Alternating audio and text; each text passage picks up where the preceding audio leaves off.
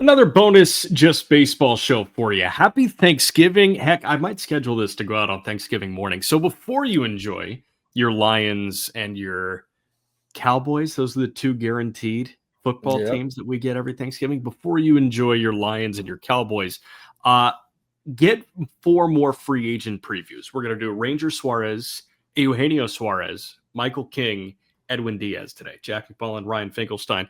Appreciate you doing this. Do you prefer kind of the back and forth nature of Peter moderating these, where it's like, you know what, I actually think you're wrong, I'm going to do this? Or would you say, you know what, like, let me get my thoughts out and then we'll move on to the next guy? I like both. It's fun for Peter to quibble over the AAV. That is usually the big problem, and it's more just I'm giving people way too much money. But as we'll get into today, I think the top of the market gets paid. But once we start getting a little bit further down, I think the contracts get a little more reasonable. But I think Peter didn't quite agree with Schwarber getting 32 and Cease getting over 30. So it was a fun back and forth. People can check it out. I don't have the exact quote, but Theo Epstein said something like, if you're reasonable, you'll finish third. That could have been Andrew Friedman, but that it's kind of the idea around this where you offer the reasonable deal and then all of a sudden another team offers the unreasonable deal and you don't get that player because they of course accepted the unreasonable one. So you got to be a little frisky, which I can wholeheartedly appreciate. But we're doing Ranger Suarez again, Geno Suarez, Michael King, Edwin Diaz. This is moving into the 9 through 13 range of Just Baseball's free agent rankings. And of course, that is linked in our episode description. But let's start this off with a free agent profile and prediction for Ranger Suarez. Ranger Suarez, obviously the longtime Philadelphia Philly at this point. Ranger put up yet another great season in a Philadelphia Phillies uniform. He has been overshadowed at different points in his Philly career by different arms. At first, it was Aaron Nola, and then it was Aaron Nola and Zach Wheeler, and then it was Zach Wheeler. And now it's this cat, Christopher Sanchez, who is the National League Cy Young runner-up. But Ranger Suarez, what he has done over the course of his career has just been insanely consistent. 762 innings in a Phillies uniform since he debuted in 2018. He's got a 3.38 ERA. His last 4 seasons, in 2022, 29 starts at a 3.65 ERA. In 2023, 22 starts at a 4.18. In 2024, his All-Star campaign, 27 starts at a 3.46 ERA. And this year, 157 innings, 26 starts at a 3.20 ERA. It's not overwhelmingly sexy. The Stuff Plus models are not going to love him. But man, is this guy consistently really good. He is consistently really good. One thing, though, that I think is interesting about Ranger Suarez is while the numbers are there consistently, he is also a very interesting free agent because there's a couple things that I think work for him and against him. On one hand, there's the playoff pedigree. There's the fact that overall is going to give you a good season, but also there's the streakiness that is in there with Ranger Suarez. His All-Star season, remember, we were talking Cy Young in the first half, and then he kind of fell off, and it was an interesting second half for Ranger that year. So I think there's a little bit of that might weigh into his free agency. And also, you're not getting the absolute workhorse either. So those are the few knocks that I would put on Ranger that to me kept him back a little bit from my contract prediction compared to some of the other names that we already talked about in Framber and Dylan Cease. So a couple of things that jump out about what you just laid out. Number one, he's not the workhorse. I wholeheartedly agree with you. The numbers would indicate that everybody would wholeheartedly agree with you. This guy just logged a career best 157 and a third innings in 2025.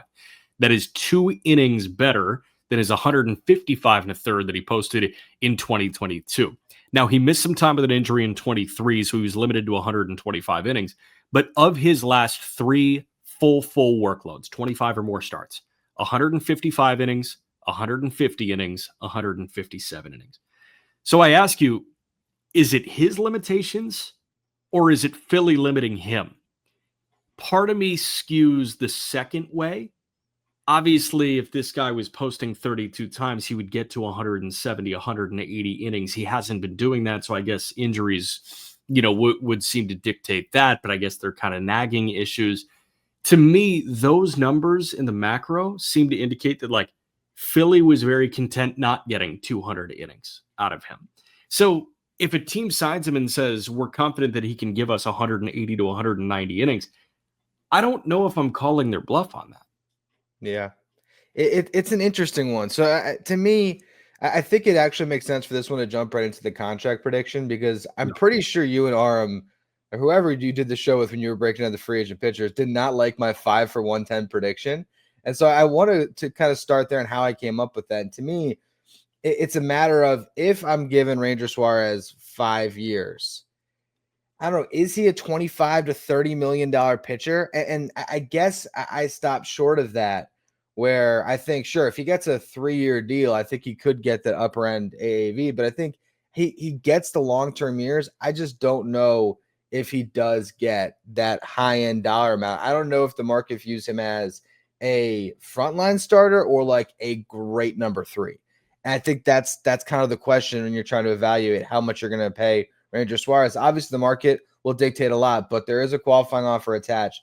So there's just I stopped short at him getting 25 million plus for the 5+ years, but I also could absolutely be wrong. And if Carlos Rodon got what he got, and we're talking over 25 million, past, I think his was 6 years, so it could be there. It's just Rodon was coming off a season where he was one of the best pitchers in baseball. I think Ranger is more a top 30 to 50 pitcher in baseball. He's really good, but I don't know if he's frontline. I guess that's maybe my holdup. So I understand where you're coming from. It was Peter and I doing the pitcher preview. Makes even more which sense. Makes a lot of sense. It makes a heck of a lot of sense. I think what my reservations were that looking at Ranger Suarez, looking at the body of work, and looking at just how good the pitchability lefties were in 2025, what makes you think that he is a high-level 3 and not a high-level 2? I guess I look at Ranger Suarez and I see a high-level 2, and I think that's where you push into that next level of earning, that next echelon, where you could push to $130 million as opposed to 110. Now, I can appreciate a 9-figure deal for Ranger Suarez. I feel pretty confident that a team is going to give him 9 figures. I just wonder, is there a team out there that is gutsy enough to say, we think you can start game 2 of a postseason series, and if our ace gets hurt, we think you can start game 1 of a postseason series? I think there are plenty of teams that do think that way.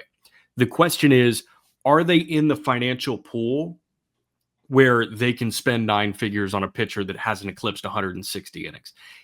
You're walking the tightrope with him, which is different than Dylan Cease, who is going to give you 32 starts a year and is going to strike out a bunch of guys and could flirt with a no-hitter. It's a heck of a lot different than Framber Valdez. But we're going to talk about Michael King a little bit later on in this. I think it's similar to Michael King, where there's just that lingering question. And King is health-related, but Ranger is, I guess, availability and workload related. Is there anything about his on-field performance that would indicate to you that he may not get 9 figures? Because for me, I think it's no. So not 9 figures. I think, to me, what I would say about what we've seen on the field that would hold his market back a little bit is, again, those pockets in individual seasons where he hasn't been as good, and just wondering if there could be a fall off. And so that's where I think he might not get, again, the upwards of 25+ million. But I think based on the body of work, this guy should get a 5-year deal, and it's got to start in the $20 million range. So right there, I think it's almost a lock that he sees a 9-figure deal, unless he's just really bullish on betting on himself and he believes he's a 25 to $30 million pitcher, and then it's a shorter term. But I really think this is the time for Ranger to get that long-term security. And I feel like his market is pretty open. Like, I think there's a lot of the mid-tier teams that maybe aren't going to even try on Cease and Framber that say, you know what, Ranger Suarez is the guy that we want that can be that high-end number 2 and start a playoff game. If you love Ranger Suarez, I do think that does fit the type of team and the type of role that he'd be looking to get.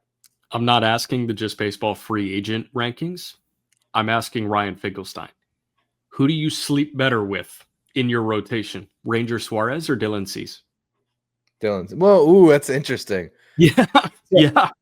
So I think that I talk myself into Cease when I'm about to spend this much money, because I think it just kind of depends on the team and what you need. I think if you're looking to have that new ace, if you're really looking for that difference maker and you want to gamble on upside, it's Cease. But I guess I can see, I think where you're coming with the question where, yeah, maybe you feel a little bit safer just knowing, you know what, I'm going to pay, could be $8 to $10 million less a year.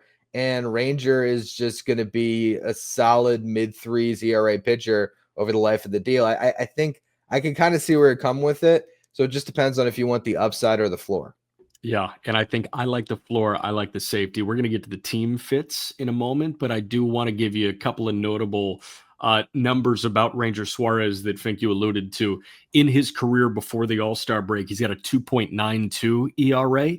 In his career after the All-Star break, he's got a 3.68 ERA.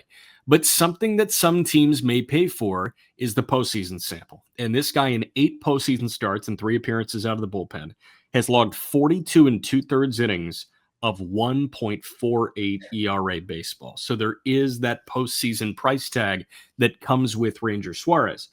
I noticed that you have a lot of teams in your predicted suitors for Ranger Suarez that are trying to get over that recent postseason hump. You don't have the Dodgers. You don't have the Yankees, who are high-level spenders. But you've got frisky teams. Reunion with the Phillies is possible. The Houston Astros, who are trying to get back to that dynastic approach that they had over the course of the late 2010s, early 2020s. You've got the Toronto Blue Jays, who are trying to push over the hump. The Atlanta Braves, who are trying to get back there. The Boston Red Sox, who are trying to get back there. But you feel like you identified the best fit, and it's none of those teams. So I love the idea of Ranger Suarez going to Detroit and being the number 2 to Skubal. You have a chance to win big this year, and then if you lose Skubal, not that Ranger is your prototypical ace, but in Detroit, if you want a stable arm to sort of build around that next version of Tigers baseball, if you move on from Skubal, I think Ranger makes a lot of sense. I just think that this is a team that might not shop at the very top of the market, although Peter is convinced they're going to get Dylan Cease. But I think Ranger Suarez maybe fits their price bucket a little bit better and is exactly the type of arm that they could be looking at and saying, we want to get over the top in October. Let's get a guy that's been there before, a reasonable contract that we can build around. 5-year deal for Ranger, going to the Tigers. I think it makes a lot of sense. Got you. Okay, 5 for 110 to the Detroit Tigers. Can you give me a pitch on another team in this clump that makes sense? Phillies, Astros, Braves, Blue Jays, Red Sox. I think all of them make sense to a certain extent. I think the Phillies we added on there just because you never know. I kind of doubt that they do it. It feels like they replaced Ranger early when they traded for Jesus Luzardo. The Braves are an interesting one for sure because I think they're in the market for a starting pitcher. Who knows if they are at the top of the market? So I think they make a lot of sense. And they have so many questions in that rotation right now. I think Ranger would be such a nice safety blanket to just plug into the middle. You hope that Sale is healthy. You hope that Strider's better. You are hoping for continued progression with Schwellenbach. But to just have Ranger Suarez as a guy you slide into that 3 spot who could climb up those rankings if a couple guys aren't healthy. And if everything breaks right, if he ends up being your 4 because your rotation is that good, all the better. I think the Braves are a really interesting fit here. Cool. That was your free agent profile and prediction for Ranger Suarez.